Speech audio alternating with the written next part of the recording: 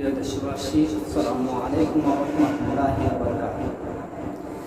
দূরে এবং কাছে, দেশ এবং দেশের বাইরে যে যেখান থেকে আমাদের এই প্রোগ্রামটি দেখছেন, আশা করি সবাই ভালো আছেন, সুস্থ আছেন, হকের উপরে অটল আছেন, ঐক্যবদ্ধ আছেন। সমস্ত মেজাতিদের বিরুদ্ধে, সমস্ত নাস্তিকদের বিরুদ্ধে, সমস্ত স্বৈরাচারদের বিরুদ্ধে আপনারা সবাই সবসময় ঐক্যমত আছেন, ঐক্যবদ্ধ আছেন। কিছুদিন আগেই এই বাংলাদেশ থেকে স্বৈরা শাসনের পতন হয়েছে, পুলিশ শাসনের পতন হয়েছে। একদফা তাদের রাজ কার্যকলাপ থেকে বাংলাদেশের মানুষ মুক্ত হয়েছে। আমরা এই স্বাধীনতা যুদ্ধের সময় যারা সংগ্রাম করেছেন, যে ভাইরা শহীদ হয়েছে, সাইদ ভাই শহীদ হওয়া থেকে শুরু করে মুগ্ধ ভাইয়ের মাধ্যমে যত লোক শহীদ হয়েছে, এদের মতো সবার আল্লাহর মাগফিরাত কামনা করি। মহান আল্লাহর দরবারে তাদের জান্নাত কামনা। বর্তমানে বাংলাদেশে অন্তর্বর্তীকালীন সরকারের প্রধান উপদেষ্টা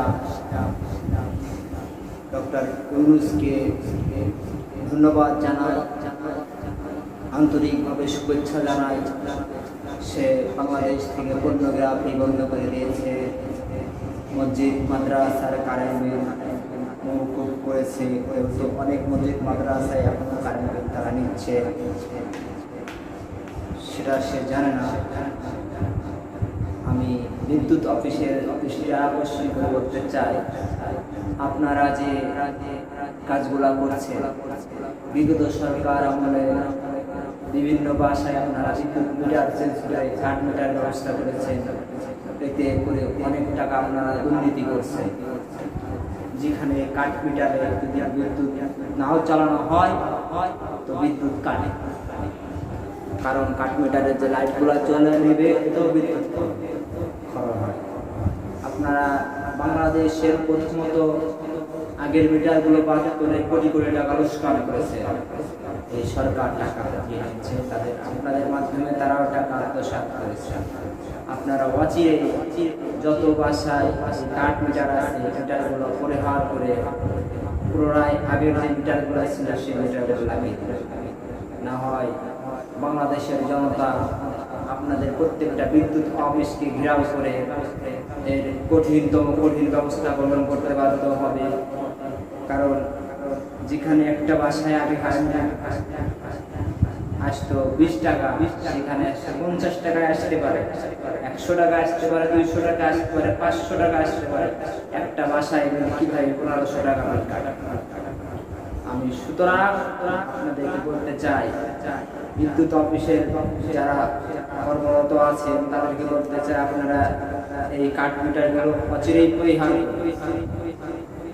এই কাঠ সিস্টেম বন্ধ করুন, আপনারা কাগজের মাধ্যমে বিনিয়োগ। অযথা দেশের সম্পদ কেন আপনারা নষ্ট করছেন? দেশের মানুষের টাকা আত্মসাৎ করে বিদেশে কেন আপনারা পাচার করছেন? আমি জানি এই বিদ্যুৎ অফিসগুলো বাংলাদেশি নিজস্ব কোনো অফিস নয়, এটা বিদেশি অফিস, ইন্ডিয়ান অফিস। এই অফিসগুলোকে পরিহার করে বিদ্যুৎ বিল যাতে সাশ্রয় হয়, বিদ্যুৎ মানুষের বাড়িতে যারা যতটুকু ব্যবহার করে ততটুকু বিল দেবে পারে। বিদ্যুৎ বিল বর্তমানে ডবলের চেয়েও ডবল দেওয়া লাগছে। তাই আমি বলতে চাই, যারা কাঠ মিটারগুলো পরিহার করবে, সারা দেশের মানুষদেরকে আমরা বলতে চাই, আপনারা এই কাঠ মিটারের বিরুদ্ধে রুখে দাঁড়ান। এই কাঠ মিটার যাতে আর কোনো বাসা বাড়িতে না থাকে, না লাগাতে পারে, সেদিকে সোচ্চার থাকবে। কারণ পরবর্তী যে সরকারি ক্ষমতা আসুক, তারা চাইবে লুণ্ঠন করে খাইতে, সেটা আর করতে দেওয়া হবে না। এদেশের মানুষের সম্পদ আর কেউ লুণ্ঠন করে খাইতে পারবে না। এদেশের মানুষের সম্পদ যে লুণ্ঠন করে খাইতে চাবে, তারকে আমরা টেনে হিসড়ে আবার মাটিতে নামাবো।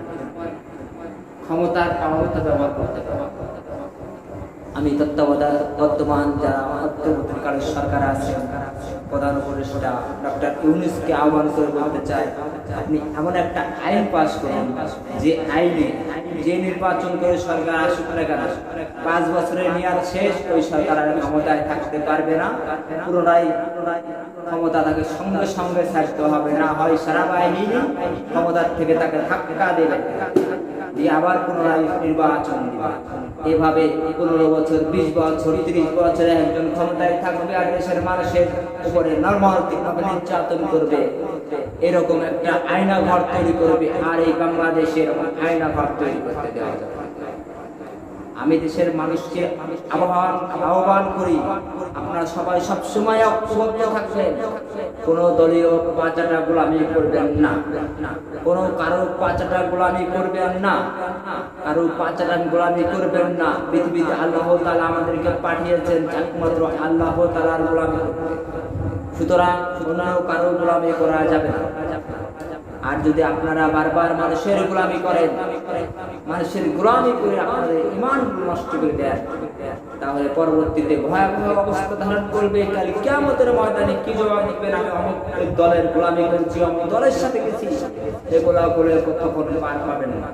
সুতরাং আমাদের প্রত্যেকের বিবেক আছে, বিবেক যে কাজ করতে হবে, আমাদের ঈমান রাখতে হবে, যে কাজগুলো করতে হবে সেটাই করতে হবে। কোন দলীয় কাছে নিজেকে জিম্মি করে রাখা যাবে না, কারণ আমরা হলাম শেষ নবীর উম্মত, আমরা হলাম মহান সৃষ্টির শ্রেষ্ঠ জীব মানুষ। আমরা কেন একজন মানুষের আরেকজন মানুষের গোলামি করব? গোলামি যে দুনিয়াতে করতেই হয়, আল্লাহ তাআলার গোলামি করব। যদি কারো আইন মানতে হয়, আল্লাহ তাআলা যে আইন প্রেরণ করেছেন নবীদের মাধ্যমে বাংলাদেশে, পৃথিবীতে সমস্ত জায়গায় যে আইন আল্লাহ তাআলা সৃষ্টি করেছেন সেটা হলো কোরআন। এই কোরআন মাজিদের যে আইন আছে, এই আইনই আমাকে মানতে হবে।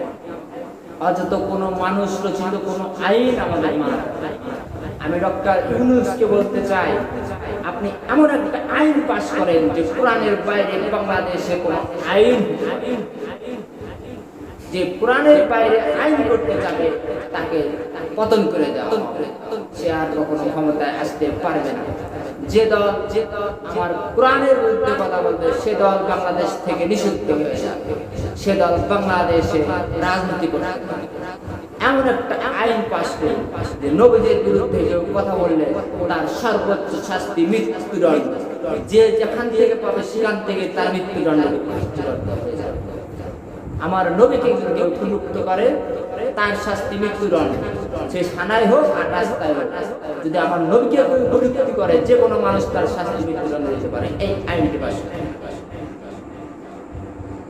কারণ আমরা মুসলমান, আমাদের মুসলমানদের উপরে কেউ যদি আঘাত করে, আমার নবী সর্বশ্রেষ্ঠ নবী, সর্বশ্রেষ্ঠ মানুষ, সে নবীদের নবী, তাকে নিয়ে যদি কেউ কটূক্তি করে, আপনার যদি, আমি সাপোজ একটা কথা বলতে চাই, তৎকালীন সরকারের যে একজন লোক ছিল শেখ মুজিবুর রহমান, তার বিরুদ্ধে যদি কেউ কোনো কথা বলছে, তৎকালীন সরকার তাকে যেভাবেই হোক ধরে 24 ঘন্টার ভিতর তাকে শাস্তি দিয়েছে।